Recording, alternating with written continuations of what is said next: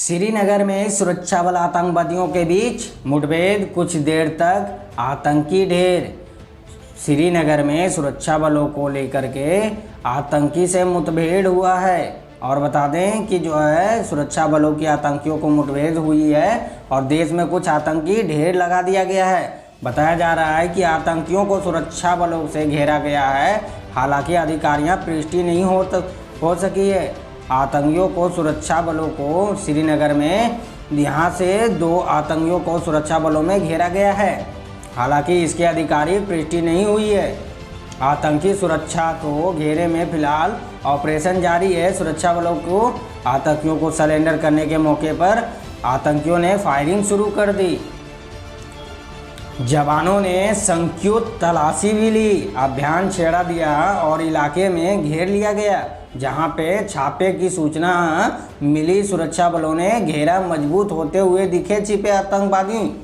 सुरक्षा बलों पर फायरिंग शुरू कर दी। मोर्चे संभालते हुए सुरक्षा बलों ने फायरिंग की। आतंकियों को आत्मसमर्पण करना पड़ा, लेकिन आतंकी नहीं माने हैं। मुठभेड़ शुरू हो रखी है। डेल्टा प्लस वेरिएंट का टीका प्रतिकूल प्रभाव डालने की कोई वैज्ञानिक डाटा उपलब्ध नहीं है। बीके ने पोल खोली। एएनआई में कार्यालय की संबोधित हुए डेल्टा में फोर्स की प्रमुख नीति आयोग किया गया है। सोमवार को कहा गया है कोरोना का लहर तारीख बताना अनुसूचित नहीं होगा, क्योंकि कोरोना वायरस में व्यवहारिक आक्तेपन है। कोविड टास्क को पूरा प्रमुख नीति के आयोग सदस्य ने डॉक्टर बीके पॉल ने सोमवार को कही है कि क्योंकि कोरोना वायरस व्यवहार और प्रभावी तरीके से महामारी की प्रक्रिया देश को किसी भी महत्वपूर्ण प्रकोप से दूर रखने में मदद कर सकती है। इधर बिहार में सहित कई राज्यों में स्कूल खोलने की ऐलान। जाने पूरी राज्य में कहां से स्कूल खोली जाएगी और बच्चे फिर से खिलखिलाते हुए स्कूल पहुंचेंगे। स्कूल रीओपन की केंद्रीय शासित प्रदेशों की जुलाई में खोलने की ऐलान कर दिया है। हालांकि सुधरने तक बच्चे की स्कूल नहीं बुलाई जाएगी। स्कूल खोलने को लेकर अन्य राज्य सरकार ने मूड बनाए हैं। और बता दें कि स्कूल खोलने के बाद दूसरी धीमी लहर पड़ने पर आशंका बीच सामने आ चुकी है। यह सवाल स्कूलों कब खुलेगी, वही संस्थाएं भी इलाके में खोलने की मांग कर रही है। जहां कोविड की प्रकोप खत्म भी नहीं हुआ है, बेहद कम स्कूल खोलने को लेकर राज्य सरकार मूड बना रहे हैं। टाटा टाइगो ने कंपनी लॉन्च की है। नया वेरिएंट बेस के मॉडल पे इतनी ज़्यादा कीमत। टाटा ने नई कंपनी लॉन्च की है और ये कार जो है बहुत ही खूबसूरत दिखने में लग रहा है, पर इसकी रेट भी बहुत ज़्यादा मॉडल होने के कारण बेसिक महंगा है और वेरिएंट की 15,000 रुपये सस्ती हो सकती है। और बता दें कि देश के दिग्गज वाहनों को निर्माण टाटा मोटर्स ने अपनी लोकप्रिय हैचबैक टाइगो मॉडल का लाइनअप के एक नए वेरिएंट एक्सटीओ को लॉन्च किया है, जिन्होंने कीमत 5,47,000 लाख रुपये शोरूम तय किया गया है। 2021 में टाटा टाइगो को लेवल की एक्सई टीम के बीच किया गया है। इसकी वेरिएंट की कीमत बेहद 48,000 रुपये से एक्सटीन वेरिएंट की 15,000 कम हो सकता है। मानसून के दौरान सड़क पे गाड़ी चलते समय किन किन बातों का ध्यान रखनी चाहिए। मानसून के समय कांच पे पानी पड़ने के बाद कांच के अंदर से बहुत कम दिखाई देने के कारण इसीलिए इंतजार किया गया। हालांकि बारिश की परेशानी संभव बन जाता है, सड़क में बदल जाती है, ट्रैफिक चालान लगने लगता है और ट्रैफिक में कुछ दिखाई भी नहीं देता है। ट्रैफिक छोटे बड़े गड्ढे जूझने भी पड़ते हैं, नुकसान भी हो सकता है, साथ में खुद को चोट भी लग सकता है, खतरा भी बना रह सकता है। कार आपके पास बारिश के मौसम में अगर गाड़ी चला रहे हैं तो आपका सुरक्षा संबंधित कुछ बातों को भी ध्यान रखनी है। मौसम के अनुसार कार का नुकसान और अपने पास इंश्योरेंस की पॉलिसी जरूर करवा रखें। हरियाणा पुलिस कांस्टेबल एप्लीकेशन 2021 520 पदों के लिए वैकेंसी कल बंद होगी। एप्लीकेशन विंडो पर जारी किया गया है अप्लाई। और बता दें कि विंडोज पे एसएससी एच की भर्ती 9 जून की नोटिफिकेशन जारी करते हुए आवेदन को आमंत्रित किए थे कि ऑनलाइन आवेदन की प्रक्रिया 14 जून 2021 से जारी है। जो उम्मीदवार आवेदन करना चाहते हैं वो ऑफिशियल वेबसाइट पर जाकर के डिटेल्स और नोटिफिकेशन चेक कर सकते हैं। अंतिम तिथि 29 जून 2021 निर्धारित कर दी गई है। अब एप्लीकेशन विंडो पर होने के कारण एक दिन में ही शेष ऐसे जिन इच्छुकों को उम्मीदवार को अब आवेदन करनी है जल्द अप्लाई कर दें। इसके लिए उन्हें ऑफिशियल वेबसाइट पर जाकर के विजिट करना होगा। पंजाब में चाय बेचने पर मजबूर, आसान गोल्ड इंद्रजीत खेल के लिए घर तक रखना पड़ा गिरवी। पंजाब में चाय बेचने पर भी मजबूर और एशिया में जीते गोल्ड चुके हैं, लेकिन सरकारी नौकरी नहीं मिली। खेल के लिए उन्होंने अपना घर तक गिरवी रख दिया था। जी हाँ, बता दें कि बड़ी खबरों की ओर लेके चलते हैं। सुभाष चंद्र ने पंजाब के मुख्यमंत्री कैप्टन अमरिंदर सिंह के गांव में महराज के Asian gold medallist Indrajeet Singh ने अपने पिता के साथ रामपुर फूल के चाय बेचकर घर खर्च चला रहे हैं। मजबूर इंद्रजीत पंजाब स्टेट के नेशनल लेकर एशियन गोल्ड मेडलिस्ट हैं, परंतु मेडल उनके घर की गरीबी दूर नहीं कर रही है। कोई काम नहीं आ रहा है और इंद्रजीत की बचपन और उन्होंने बताया है कि एशिया में गोल्ड मेडल भी जीते हुए हैं। 2018 दक्षिण अफ्रीका में आयोजित वर्ल्ड चैंपियन में हिस्सा लिया था और इंद्रजीत ने बताया कि गरीबी के कारण वो स्कूल रेगुलर पढ़ाई नहीं कर सके। उन्होंने बताया कि ओपन माध्यम से 12वीं शिक्षा हासिल की गई थी। यूपी विधानसभा चुनाव को लड़ने के लिए आरपीआई ने भाजपा से मांगी 8 से 10 सीटें। रामदास आठावाले ने कही है ये बात। एएनआई की टीम ने कार्यकर्ताओं ने मांगी है 8 से 10 सीट। 2022 में उत्तर प्रदेश की पंजाब, गोवा, मणिपुर चुनाव को लेकर बड़ी खबरें निकल के आ रही है। बैंक ऑफ इंडिया के 8-10 सीटें मिलनी चाहिए। बाकी राज्यों में 1-2 सीटें भी जरूरी होगी।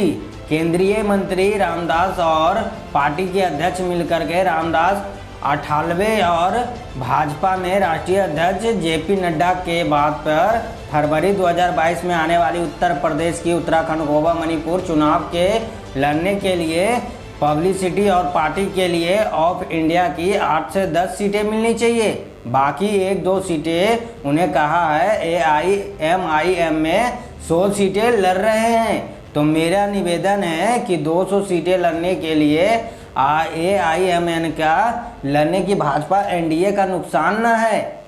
आरपीआई की पार्टी ने जानदार की हर राज्यों में नड्डा बताया गया है कि प्रस्ताव विचारों को हमने बताया कि बहुत जन पार्टी की वोट काटने की भाजपा फायदा होगा। दलितों वोटों पर आरपीआई का अधिकार है। ग्रीस की सरकार ने ऐलान किया वैक्सीन लगवाने पे युवाओं को मिलेगी इनाम। ग्रीस की सरकार ने ऐलान किया और कहा वैक्सीन लगवाने पे इनाम मिलेगा और अभियान चलाया जा रहा है। वैक्सीन के तहत पहला टीका लगवाने व्यक्ति का इनाम दिया जाएगा। और बड़ी खबर निकल के आ रही है, ग्रीस की सरकार युवाओं को वैक्सीनेशन के बारे में तहत इनाम दिया जा रहा है और पहले लगवाने वाला व्यक्ति नगद इनाम जीत सकते हैं। ग्रीस में महामारी के पहली लहर काफ़ी अच्छी सामना करना था, लेकिन नवंबर के महीने में उन्होंने मजबूरन दूसरी बार लॉकडाउन लगाना पड़ा था। इससे कोरोना का बढ़ते मामलों को रोका जा सके। आज सोना चांदी की फिर से महंगाई बढ़ गई। तेजी जानिए, बहुत सारे रेटें कभी कम हो रही है, कभी ज़्यादा हो रही है। सोना में फिर से महंगाई देखने की मिली है। AHCC ने बताया है कि मजबूत ग्लोबल ट्रेड्स की वजह से राजधानी में आज सोना का रेट फिर से बढ़ा दिया गया है और 116 रुपया महंगा हो गया है। 46,337 प्रति 10 ग्राम पहुंच गया। पिछले कारोबार में सोना 46,221 रुपया प्रति ग्राम था और 10 ग्राम पर 161 रुपया बढ़ाकर 67,015 रुपये प्रति ग्राम हो गया है, जो कि कारोबार ने 66,854 रुपया प्रति किलोग्राम थी। शुरुआत कारोबारी भारतीय अमेरिका डॉलर में टूटकर 74.4 खुला है। अंतर्राष्ट्रीय बाजार में सोना की बढ़त कीमत को देखते हुए $1,782 प्रति औसत हो गई है और चांदी समेत $26 प्रति औसत चल रही थी। 5G नेटवर्क को लेकर 30 अधिक कंपनियां साथ मिलकर कर सकती है काम। 5G नेटवर्क को लेकर के 30 से अधिक कंपनियां मिलकर के टेलीकॉम पे कर सकती है काम। 5G नेटवर्क टेक्निकल तेज संस्कारों को उपयोग करने की प्रतिबंध भी है और बता दें कि मुताबिक 30 अधिक टेलीकम्युनिकेशन को मिलकर काम कर सकती है 5G नेटवर्क में। टेक्निकल तेजी संस्कार को उपयोग करने के लिए प्रतिवृद्धि और जानकारी की रिपोर्ट भी मिली है। सूत्रों में बता दें कि माना जा रहा है 5G में प्रौद्योगिकी और संयोजक इस्तेमाल करने को लेकर के वर्जन 5G में पिछले नेटवर्क की तुलना में काफ़ी तेज़ी हुई है, जबकि हाई लेवल नेटवर्क की अब बातें स्मार्टफोन वायरलेस की डेटा चिप बन रही है।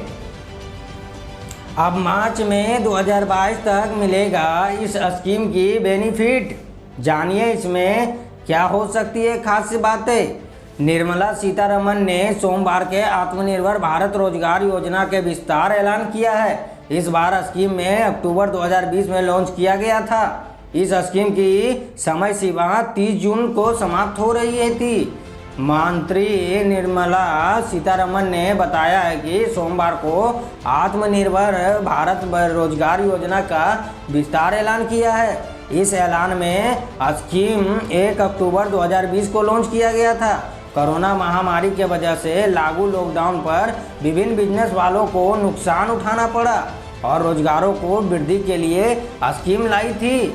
बता दें कि ये नियुक्त करने की कंपनियां सरकार ने सब्सिडी दी जाती है। इस स्कीम के समय सीमा 30 जून तक ही रहेगी और 31 मार्च 2022 के लिए बढ़ा दी गई है। वित्त मंत्री निर्मला सीतारमण ने इकोनॉमी की रिवाइज करते हुए उपयोग सोमवार ऐलान किया कि उन्होंने कहा कि यह स्कीम 30 जून को 2021 तक के लिए वैध थी। इस 31 मार्च 2022 तक इसका विस्तार किया जाएगा। इस स्कीम के लिए कुल पैसे 22 करोड़ 810 रुपये प्रावधान किया गया है। जी हाँ, बहुत बड़ी रकम है। आसादान की रही कर्मचारियों को 1000 तक इस स्कीम के जरिए 22 लाख रुपये 22 करोड़ रुपये का प्रावधान भी किया गया है। BCCI अध्यक्ष सौरभ गांगुली ने दी जानकारी। भारत में नहीं होगी T20 विश्व कप का आयोजन। जी हाँ, बता दें कि भारत में T20 विश्व कप का आयोजन को लेकर के बड़ी बातें चल रही है। सोमवार के इसका आयोजन को लेकर भारतीय क्रिकेट कंट्रोल बोर्ड ने चल रही अटकलों को विराम लगा दिया है। बोर्ड के तरफ से यह बात साफ कर दी गई है कि टूर्नामेंट आयोजन भारत में ही नहीं कराया जाएगा।